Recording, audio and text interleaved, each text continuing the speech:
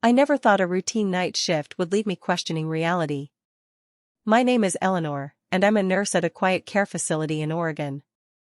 Most days, it's the usual: medications, vitals, gentle encouragement, small talk. But that evening, something happened that I still can't shake. He was waiting by the window when I arrived. Mr. Harris. Old man, late 80s, frail but meticulous. Every day at 2 o'clock, he sat in the same chair by the same window, gazing out with a patience that almost hurt to witness. And he wasn't just staring at nothing. He was waiting. Waiting for someone. I approached him, clipboard in hand, smiling. "Good evening, Mr. Harris. How are we today?" He looked at me, eyes wide and gleaming, and said, "Any minute now. She should be here any minute." I nodded politely, assuming this was just another moment of confusion or dementia. "She? Who should be here?" "My daughter, Margaret," he replied. His voice was soft, almost reverent. "She comes every day. Just a little late today, I suppose."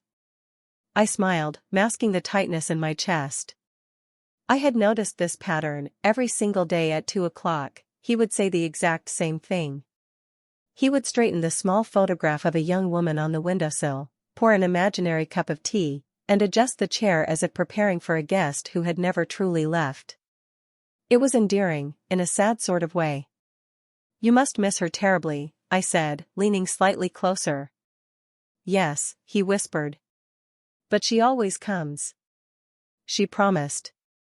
I nodded, suppressing the lump in my throat. Most patients cling to memories like this. I've seen people hold on to fragments of the past, repeating the same words, the same gestures, the same hopes over and over. But there was something different about Mr. Harris. As I moved on to check his vitals, I watched him from across the room. His hands trembled slightly as he adjusted the photograph, brushing a finger across the corner of the frame as if it could bring the image to life. I noted the ritual: the gentle cup he placed on the small table beside him, the chair angled just so, the clock set 5 minutes ahead of the actual time. It was precise. Deliberate. Almost sacred. Later that evening, after rounds were quiet and the facility dimmed for the night, curiosity got the better of me. I pulled up the resident records, just to get some background. I had known him for months but never dug deeper. And that's when I found it. Margaret. His daughter. She had passed away. 10 years ago. My heart stopped. I read the date 3 times, hoping my eyes were deceiving me. But no. 10 years ago. Long before Mr. Harris arrived at this facility. I sat back in my chair, the clipboard trembling in my hands. I glanced toward the window. He was still there, still waiting. Still whispering softly to the empty room. It didn't make sense. I approached him cautiously. "Mr. Harris, your daughter, she passed away, didn't she?" He didn't respond at first. He simply looked at me with a serene smile, his eyes holding something I couldn't quite place. Then he whispered, almost to himself, "She said she'd come. And she always does. She told me she'd be back in the small moments." I froze. "Small moments?" "Yes," he said. His fingers traced the rim of the teacup he said each day. "Every detail matters. The cup, the chair, the flowers. She notices everything. And when I honor it, I honor her." My chest tightened. I had no idea what to say. I had seen grief before, but this was devotion transformed into ritual.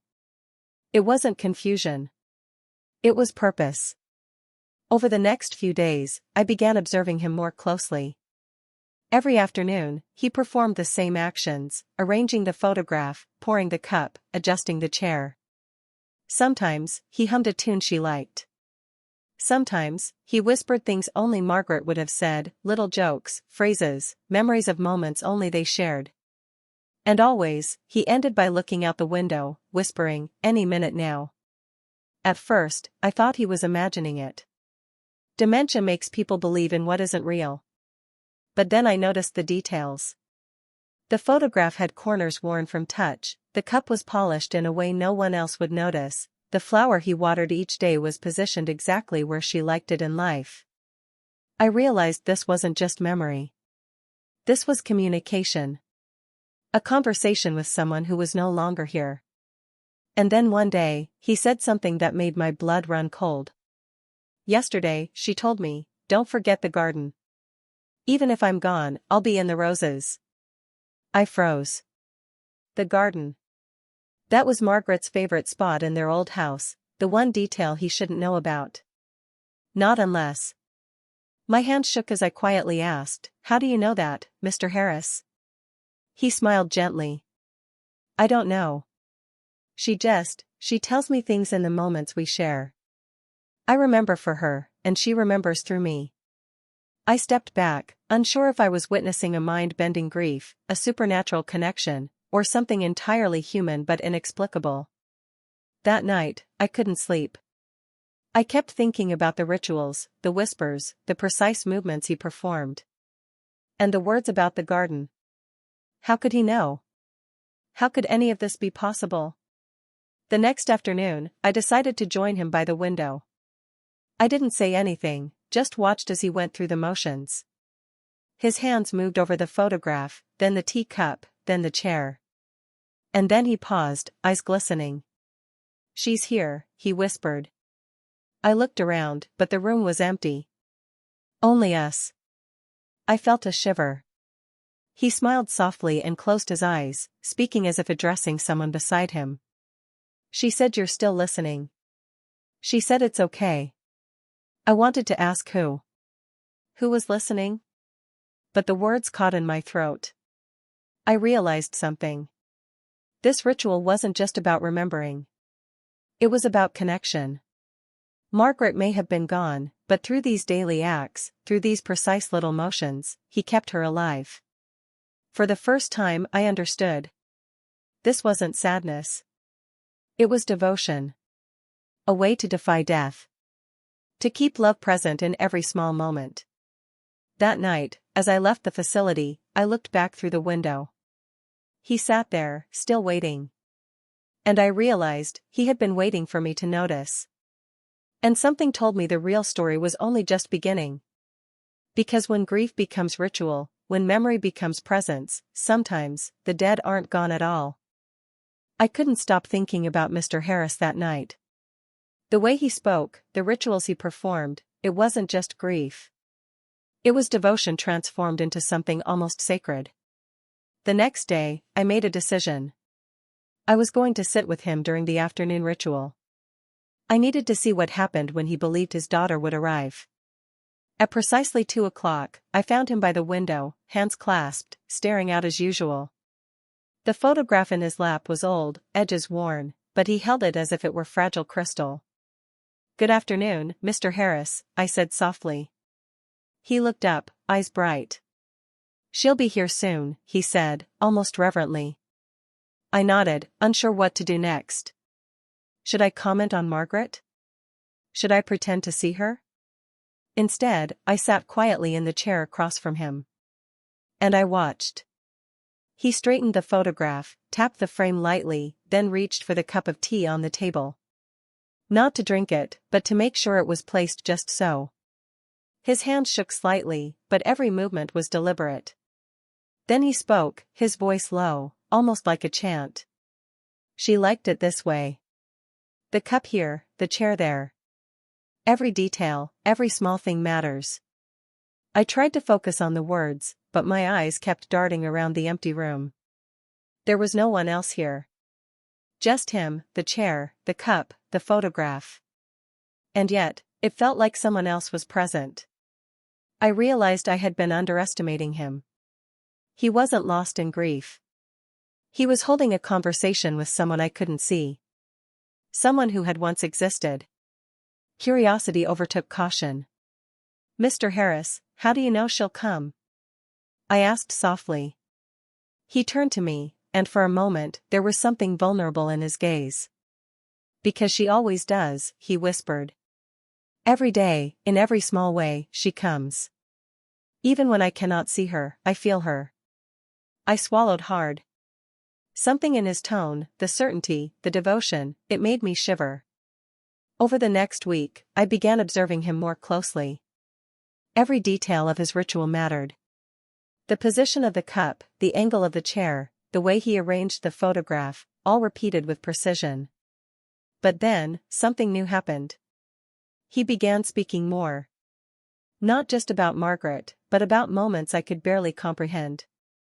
She told me not to forget the garden, he whispered one afternoon. Even if I am alone, I can see her in the roses. The garden. That was her favorite place in life, the one place he shouldn't know about in this facility. And yet, he did. I felt a cold lump in my chest. How was this possible? Was it coincidence? Was it imagination? Or was there something I couldn't explain, something almost supernatural? The next day, I decided to be brave. I asked him, "Mr. Harris, do you see her when you do this? Is she here?" He smiled softly, eyes distant. "Not with my eyes. Not like that. But I feel her. Every day. In every small thing I do. In the cup, the chair, the photo. She tells me things in those moments. Secrets. Jokes. Little memories we shared. And I remember them for her. She remembers through me." I couldn't respond. I simply nodded. I wasn't sure what I was witnessing, devotion, madness, or something else entirely. And then the breakthrough came. One afternoon, as I sat beside him quietly, he looked at me with wide, glistening eyes. "Yesterday," he whispered, "she reminded me to light the candle for her mother. Even if I forget, the flame shows the way." The candle. He had lit a small candle beside her photograph each day. I hadn't noticed it at first. But now, I realized every movement, every ritual, was like a message. "Mr. Harris, why do you do all this?" I asked. He paused, looking at the cup, the chair, the photo, and the candle. "Because she asked me to. Because it's the only way I can keep her alive. Not just in my memory, but here. Present. Real. Every day, every small thing counts." I sat in silence. There was no rational explanation. Nothing in my training could account for this. Yet, every instinct in my body told me he was telling the truth. Over the following days, I became more involved. I started noticing patterns. The way he whispered certain phrases, the timing of gestures, the small jokes he repeated, each corresponded to something Margaret would have said. And occasionally, he spoke of moments no one else could know. Intimate details, private memories, tender jokes. It was almost as if he were in contact with her. Not physically, not literally, but through memory. Through ritual. Through devotion so deep it transcended absence. And yet, there was a tension underlying everything. A sadness, yes, but also an urgency. He was waiting for something I could not see. Something beyond what I could understand.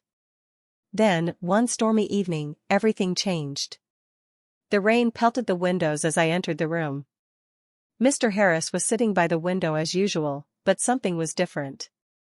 His hands trembled more than usual, and his gaze seemed almost desperate. "She's late today," he murmured. I approached him cautiously. "Mr. Harris, maybe she—" "No," he interrupted softly, almost firmly. "She always comes. Even if I cannot see her.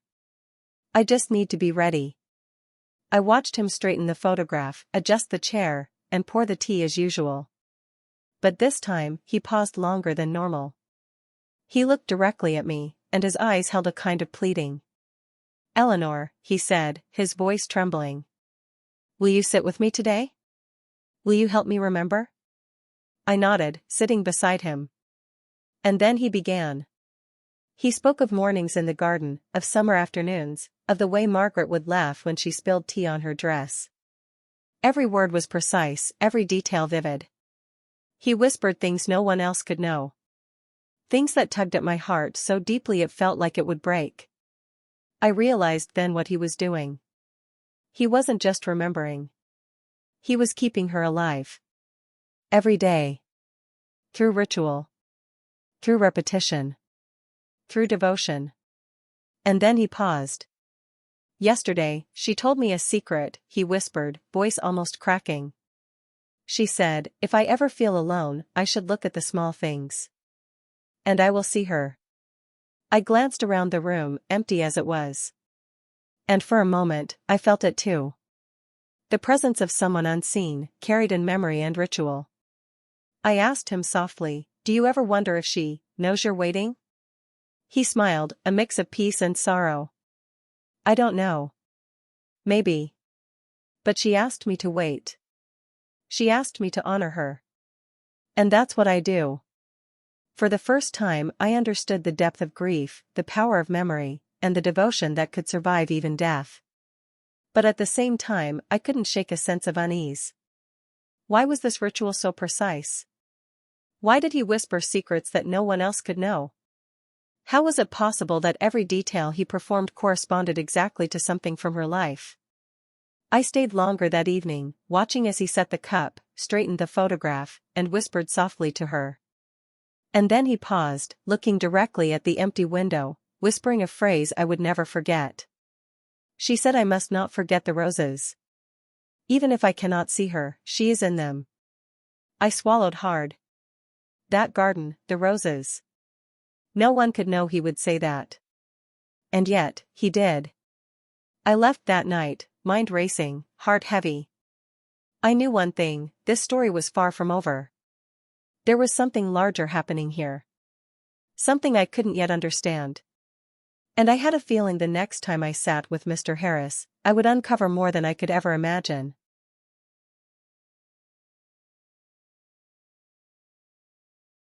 Because devotion like his, it doesn't just fade away. It leaves traces.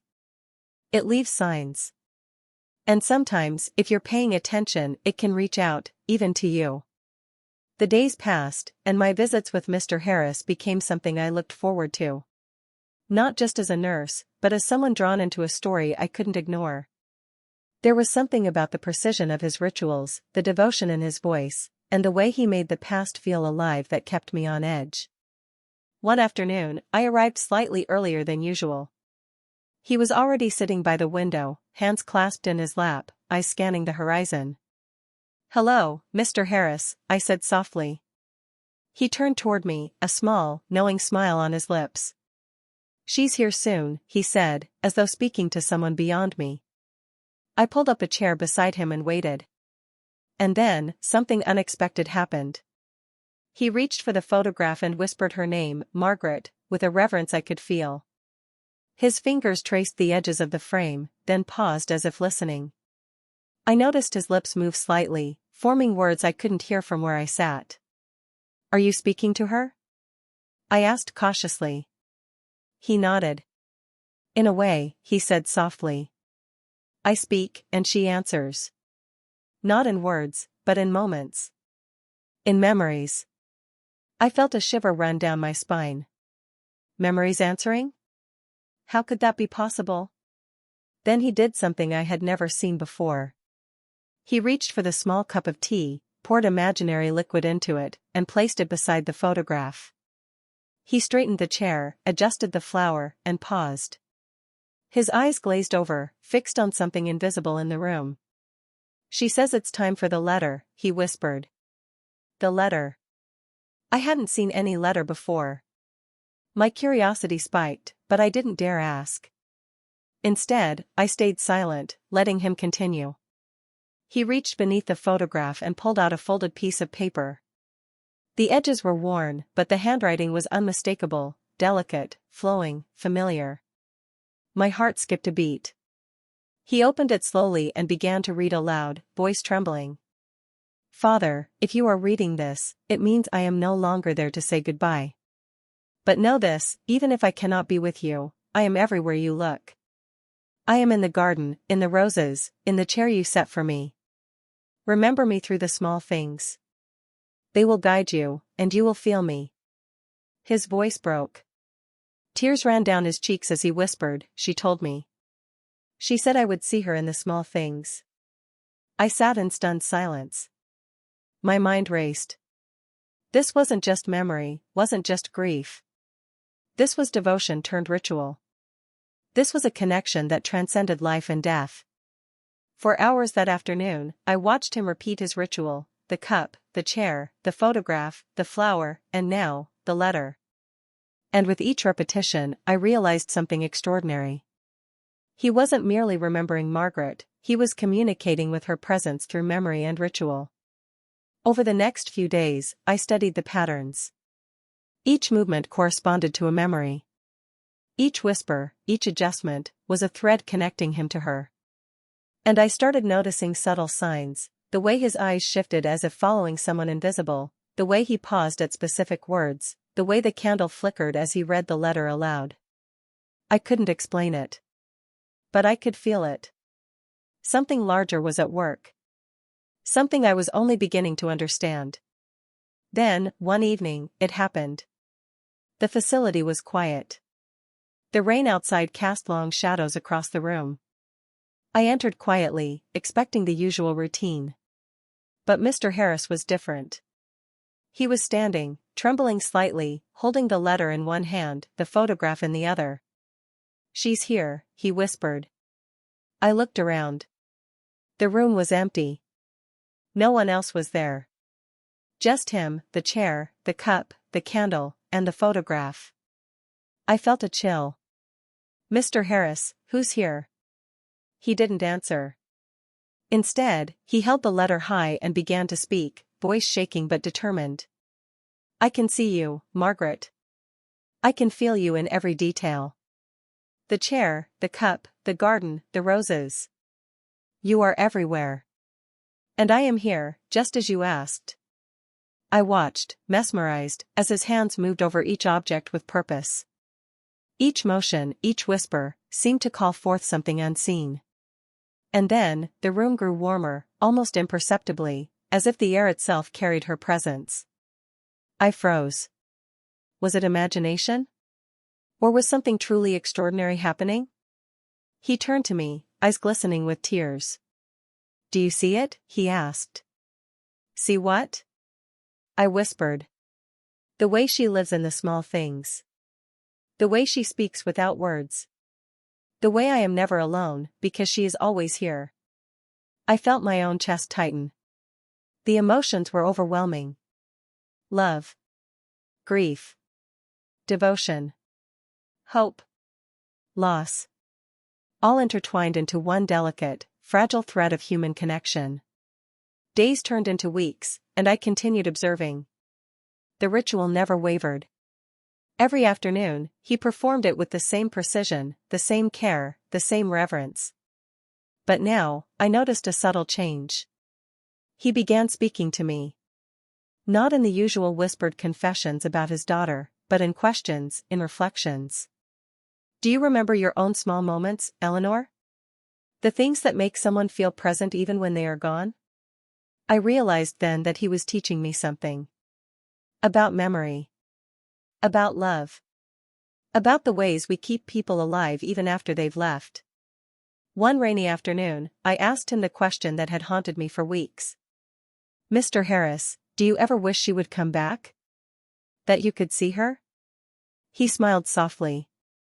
"No," he said, eyes fixed on the photograph. "Because she's never left. She asked me to wait, to honor her in the small things. And I do. Every day. Even when no one else understands, even when the world moves on, I wait for her in the ways she showed me. And that is enough." I felt tears prick my eyes. The wisdom in his words was profound. It wasn't about seeing Margaret physically. It wasn't about denial or madness. It was about connection. Presence. Memory. Ritual. Love. But then, one afternoon, something unexpected happened. He paused mid-ritual, staring at the photograph, whispering something I couldn't hear. His eyes widened. His hands shook. And then he spoke, voice trembling. "She's telling me to prepare. To let go. To pass it on. I froze.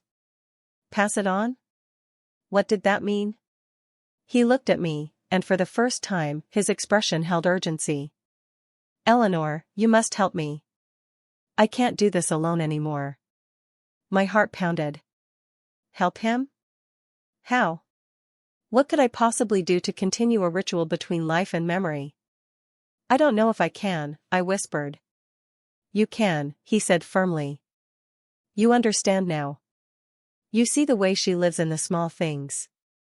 And you can help her stay present. You can help me honor her. Will you? I nodded, though my hands were shaking. Somehow, I knew this was my role now. That this story, his devotion, and Margaret's memory were bigger than both of us.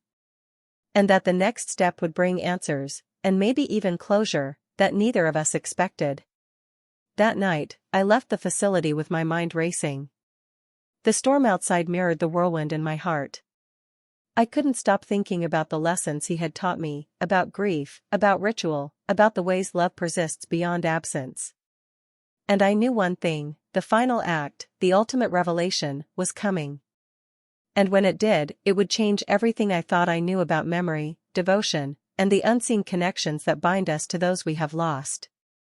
Because some stories don't end with death. Some continue through memory, through ritual, and through those brave enough to witness them.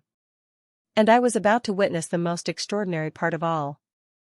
I returned the next afternoon with a sense of purpose I hadn't felt before. Mr. Harris was waiting by the window, as always. But this time, something was different. He held the photograph tightly and the letter, his hands trembling with a mixture of anticipation and fear. Eleanor, he said softly, eyes meeting mine, today, we finish what we began. Today, she wants us to remember together. I nodded, heart racing. I had been drawn into this story, into this ritual, and now I realized my role was more than observing. I was part of keeping her alive in memory. He began slowly, speaking each word of the letter aloud once more. Father, if you are reading this, it means I am no longer there to say goodbye. His voice cracked, and I felt the weight of his grief press against my chest. I watched him place the cup, straighten the chair, and gently set the photograph in its place. Each movement deliberate, sacred. But then he paused. His eyes filled with tears, and he looked at me directly. She said it's time, he whispered. I didn't understand. Time for what? He handed me the letter.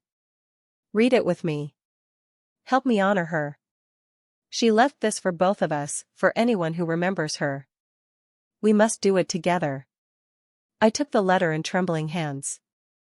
As we read aloud, the words seemed to shimmer with life, carrying her presence through the room. Her voice, her memories, her love, all intertwined in the small objects she had left behind, the cup, the chair, the candle, the photograph, the garden in her words. Tears streamed down Mr. Harris's face. I felt my own eyes blur. And then, something miraculous happened. He set the letter down and spoke directly to Margaret, though the room was empty. I understand now. You never left me. You were here all along. And I see you in everything, in the small things. I will carry you, always. And then, the moment I will never forget. He smiled, a smile so full of peace it took my breath away, and whispered. She is at peace. And so am I. The ritual had transformed. What had begun as grief, as longing, as waiting for someone who was gone, became a celebration of life, a memory preserved, a love honored, a presence felt without sight. I realized then that this story wasn't about loss. It was about devotion, about the invisible threads that bind us to those we love, even beyond death. It was about the small things, the details, the gestures, the rituals, that keep memories alive. For the first time, Mr. Harris leaned back in his chair and closed his eyes, relaxed. The tension in his shoulders melted. He exhaled, a long, trembling breath, and whispered. She never left me. And I never left her.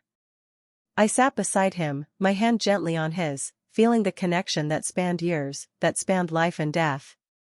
I understood now why he had waited, why he had performed the rituals, why every small movement mattered. It was love.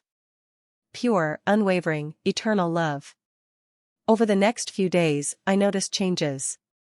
Mr. Harris still performed his rituals, but the urgency was gone. The waiting, the tension, the desperation, all had eased. He spoke more freely, laughed softly when remembering her quirks, and shared stories that made the room feel warm with presence. I realized that Margaret's legacy wasn't just preserved for him. It was preserved for anyone who witnessed his devotion. For me, for the staff, for anyone who truly sees the power of memory and love. And then, one evening, he whispered something that made my heart swell. "Eleanor, you understand now. The small things, they matter. They carry life forward. And now, you must remember her too, in your own way. Keep her alive, through what you do, what you say, what you notice. That is how she stays present." I nodded, tears running freely. I promised him silently that I would honor her memory, not just in that room, but in the small acts of kindness, in attention to detail, in moments of presence that often go unnoticed. That night, as I walked away from the facility, I looked back through the window. Mr. Harris sat peacefully, the photograph resting gently in his lap, the cup in place, the candle flickering softly. And I understood something profound. Some people never truly leave. Some stories never truly end. And sometimes, love doesn't vanish with death. It waits. It lives in the small things. It waits to be remembered. For the first time, I felt a deep sense of closure. Not just for Mr. Harris, but for me too. I had witnessed the extraordinary power of memory, devotion, and ritual. I had seen a man hold on to his daughter in a way that defied logic, defied time, defied absence. And in doing so, he had reminded me of something essential: the people we love are never truly gone, as long as we honor them in the small ways that matter. The next day, I returned to the facility with a new sense of purpose. I brought flowers for the garden he spoke of, a small candle, and a smile that carried understanding. He greeted me with the same calm devotion, and I sat with him once more, witnessing the quiet miracle of a life lived in honor of love, memory, and presence. And in that room, through the teacup, the chair, the photograph, the letter, the candle, and the stories whispered softly in devotion, Margaret lived on. Through Mr. Harris. Through me. Through anyone who would take the time to notice the small things. Because that is the truth I learned from him, from their love, from the rituals that bound them across time and absence. Some stories don't end. Some people never truly leave. And love waits in the small things, ready to be remembered.